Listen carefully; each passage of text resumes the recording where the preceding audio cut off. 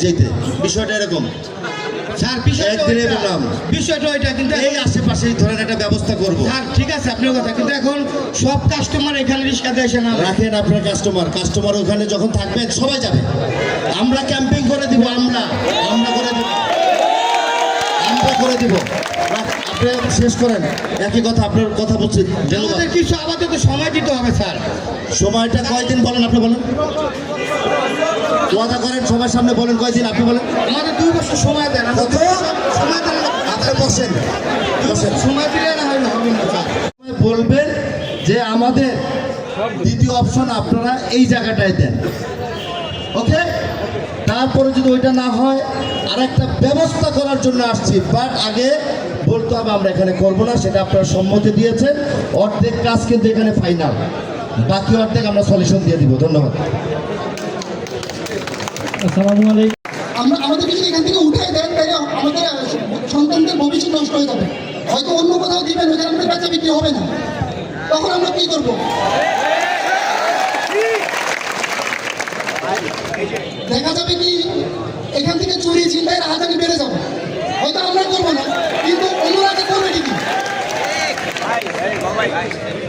আমাদেরকে এখান থেকে উঠাই দিবেন আজকে হয়তো কয়েকদিন পরে দেখবেন আমরা এখানে বসে নাই কেউ না কেউ ঠিকই এই জায়গায় বসবেন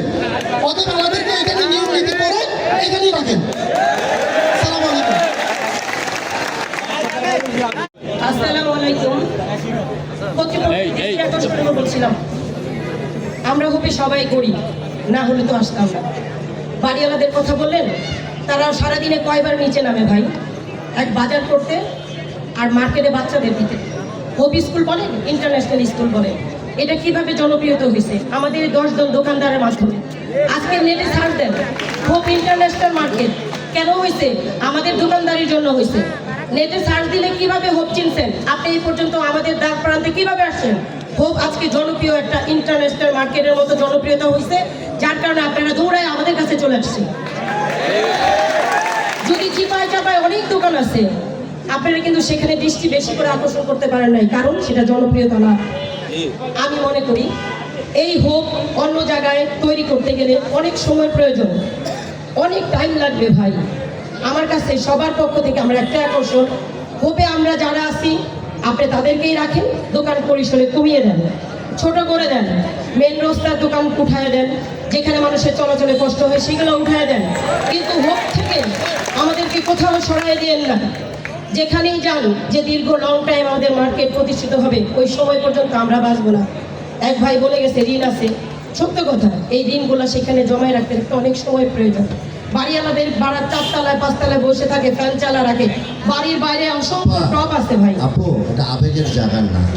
ভাই আবেগ ছাড়া কিছু হবে না ভাই কারণ কি প্লিজ আপনারা একজন যেই কথা বলেন বক্তব্য দেন একটু ভালো লাগে সবাই তালি দেন আবার একইভাবে তার উল্টো বক্তব্য দেয় সেখানেও তালি হয় বাট এখানে সলিউশন করতে হবে এখানে আবেগের জায়গা নয় আপনার কোনো ক্ষতি হোক আমরা চাই না আমরা সলিউশন করতে আসছি আপনাদেরকে সলিউশনে মেনে নিতে হবে এটা প্রথম কথা অতএব ওইভাবে একটু ব্রেন সেট আপ করেন মাইন্ড সেট আপ করেন আমরা আপনাদেরকে সহযোগিতা করার জন্য আমি ছোট্ট একটা কথা বলি যদি আবেগ না থাকতো আজকে খালেদা জিয়ার ছেলে সারে পাস করতো না আবেগ যদি না থাকতো জামাত ইসলাম এখানে পাস করতো না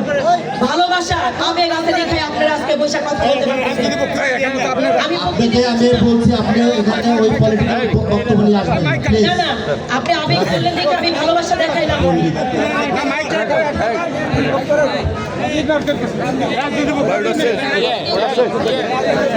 আপনারা একই কথা বলছি আপনাদেরকে তো আমরা ওপেন করে দিচ্ছি যে যার মতো বক্তব্য দিবেন কিন্তু বক্তব্যটা হতে হবে যে সমাধানের জায়গা এইটা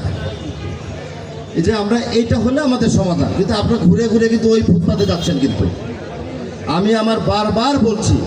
যে ফুটপাতে করা যাবে না কিন্তু আপনারা যাচ্ছেন যে ওইভাবে করতে ফুটপাত তাহলে আপনারা তাহলে কি জোর করে থাকতে চান এখানে বলেন তো ভাইয়েরা বলেন তাহলে আপনারা বলেন যে আমরা সরবো না আমরা ফুটপাতে থাকবো উৎস এখান থেকেই তারা ইনকামের উৎস এবং এখান থেকেই তাদের ফ্যামিলি এবং যারা এই যে বললো অনেকে এই স্টুডেন্ট আছে, পড়াশোনা করে, এবং বৃদ্ধ বাবা, বৃদ্ধ মা, সব ইনকাম সোর্স এখান থেকে। হয়তো আমরা আপনাদের উচ্চ শ্রেণী যারা আছে তাদের হয়তো আমরা সমস্যা সৃষ্টি করছি, স্বাভাবিক, কারণ রাস্তায় দোকান এটা অবৈধ, স্বাভাবিক, এটা দেশের জন্য ক্ষতিকর। তো আমাদের কোনো উপায় নাই ভাই, সত্যি কথা বলতে গেলে আমাদের কোনো উপায় নাই, নিরুপায় হয়ে আমরা এখানে পড়ে আসছি। আমরা তো কে চায় রাস্তায় দোকানদারি, ঝড় হোক, বৃষ্টি হোক, পুলিশের সমস্যা,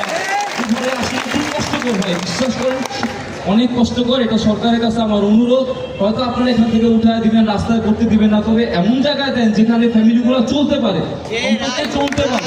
সেই সিস্টেম করেন আপনারা। বিষয়ে আমি আর কিছু বলবো না, এখানে সংক্ষিপ্ত করলাম। আসসালামু আলাইকুম। আচ্ছা, জায়গা আমরা 2 চোখ পার করেছি রাস্তায়, এখন কই যাব? আমি বিনীতভাবে আহ্বান করব, যেভাবে সুষ্ঠু সুন্দর সমাধান হয় এবং সময় ক্ষেপণও যদি হয়, মানে যদি একটা আমাদের নির্দিষ্ট একটা সময় করে দেওয়া হয়, তাহলে আমরা যারা গরিব, আমরা কিন্তু গরিব, আমরা কিন্তু একেবারেই অসহায়। আমরা এই অসহায়তার কারণে বলতেছি, যেভাবে সুন্দর হয় সেইভাবে যাতে আমরা জীবিকা নির্বাহ করতে পারি, এই দ্রব্যমূল্যের ঊর্ধ্বগতির বাজারে যাতে আমরা নির্বিশেষ হয়ে কারো মুখোমুখি না হতে পারি, সেইভাবে আমাদের পদক্ষেপ নিলে আমরা খুশি হব বলে আমি আশা করি। ভালো একটা সাজেশন দিয়ে ভালোভাবে আমাদেরকে একটা ব্যবস্থা করে স্যার আমাদেরকে চিকিৎসা করুন, স্যার ব্যবস্থা করুন স্যার। নাহলে স্যার এভাবে তো আমরা হঠাৎ করে আমাদেরকে ওটা কি করে খাইতে পারবো, করতে পারবো না স্যার। আপনি যে কোনোভাবেই আমাদেরকে ভালো করে ব্যবস্থা করে তারপর আমাদেরকে এই যে রুটঘাট আমরা গ্যাঞ্জাম করি, রুটে ঘাটে আমাদের জনগণ মানে ভোগান্তি হোক, আমরা এটা কখনো চাই না, আগেও চাই না, এখনো চাই না।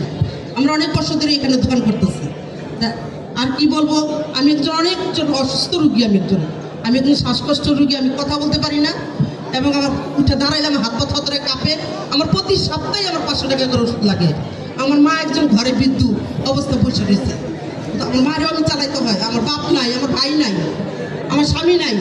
আমি খুবই অবস্থা খুব খারাপ। আমার এটা দিয়ে আমার সব কিছু চলা হয়। আমি আপনাদের কাছে ছোট বড় সবার কাছে আমি অনুরোধ করে বলতেছি যে আমাদের উপরে একটু দৃষ্টি দিয়েন, আমাদের কোনো কেউ উঠায় দিয়েন না, এলাকা আমরা চলে ফিরে খাইতে পারি, আমাদেরকে ওই ব্যবস্থা করে দিয়েন। আসসালামু আলাইকুম। কিন্তু আমার যদি একটা বাড়ি হতো, আমি ফুটপাতে থাকতাম, বলেন আপনি? আমি ফুটপাতে থাকতাম না। আমরা বাড়িওয়ালাদের কষ্ট দিই, কিন্তু প্রত্যেকটা বাড়িওয়ালা যদি, তাদের বাসাতে অনেক মানুষ কাজ করে, তারা যদি আমাদের একটু সুদৃষ্টি দেয় আমাদের প্রতি, তাহলে আমরাও আপনারা যদি একটা শৃঙ্খলাদের আইনা দেন, তাহলে আমরাও চলতে পারবো, বাড়িওয়ালারাও চলাচল করতে পারবে। আমরা তো চাই না ফুটপাতে ব্যবসা করবো। আমি ফুটপাতে ব্যবসা করলে দেওয়া না, আমার ছেলের বিয়ে করতে পারি না, আমার সন্তান বিয়ে দিতে পারি না, কিন্তু চাই না আমরা ফুটপাতে, কিন্তু আমরা কর্মফল। আমাদের যদি আর্থিক অবস্থা ভালো থাকতো, তাহলে আমরা ফুটপাতে থাকতাম না, আমরা কারো ন্যায়দৃষ্টা খাইতাম না, আমরা পুলিশের মাইল খাইতাম না, পুলিশের বাড়ি খাইতাম না। দীর্ঘদিন আমি পুলিশের একবার গাড়ি খাইছি, আমার এই রানের ভিতরে, আমি বয়স্ক মানুষ, সেটা আমার এখন আমার কথা কোনটা, আমাদের একটা নিয়ম শৃঙ্খলা আইনের আমরা নূতন বোঝা যদি আমাদের পুনর্বাসন করবেন, তো আমাদের অনেক প্রতিষ্ঠিত হইতে আমাদের ঋণের বোঝা অনেক ভারী হয়ে যাবে। আপনি দয়া করে আমাদের করেন, কিন্তু একটু সময় নিয়ে করেন, আমাদের একটু সুদৃষ্টি দিয়ে।